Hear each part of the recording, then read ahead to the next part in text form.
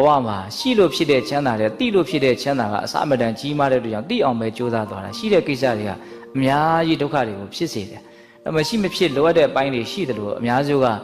မရှိရင်ဖြစ်ပါလေနဲ့အပိုတွေကိုပဲရှာပြီးတော့အဲ့ဒီအပိုဝင်တွေကိုထမ်းရင်းနဲ့ပဲဘဝကကုန်သွားတာအပိုဝင်တွေထမ်းနေတာတကယ်တည်းကဘဝကသူ့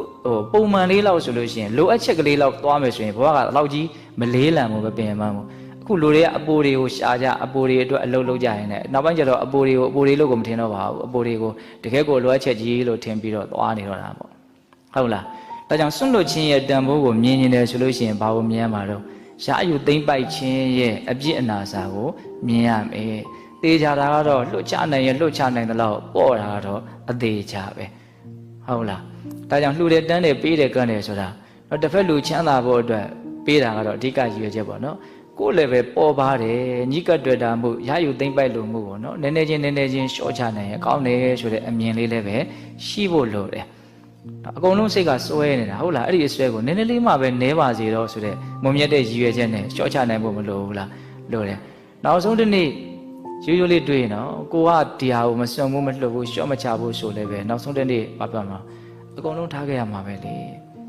တော့ကျွတ်တို့ကညံနဲ့မထားပဲနဲ့မဖြစ်မှာပဲမထားခြင်းနဲ့စိတ်မသက်မသာနဲ့ပဲထားခဲ့တဲ့ကိစ္စကိုပဲလှုပ်သွားကြတာများပါတယ်ဟုတ်လားစားရဲစားအလုံးချမ်းသာပါစေဝေမယ်မျှမယ်ဆိုစိတ်နဲ့သွားအရန်ကိုလွတ်လပ်ပေါ်ပါပြီးတော့ကျေပြန့်ပြီးတော့စိတ်ကအလွန်ကောင်းသွားနိုင်တာပေါ့ဟုတ်လားကိုပိုင်ဆိုင်မှုကချမ်းသာမှုကိုမဖြစ်စေဘဲနဲ့လေးလံမှုကိုပဲဖြစ်စေနေတဲ့လူတွေရှိတယ်ဒါကြောင့်မြတ်စွာဘုရားဟနန္တိဘောဂဒုံမေတာနောစပါရကဝေတိနောတဲ့ညံနေတဲ့ပုံကိုယ်တွေကိုဒီပိုင်ဆိုင်မှုဆိုတဲ့ဥစ္စာပစ္စည်းတွေကအသေးတက်တက်တယ်လို့အဲ့လိုဟောတာ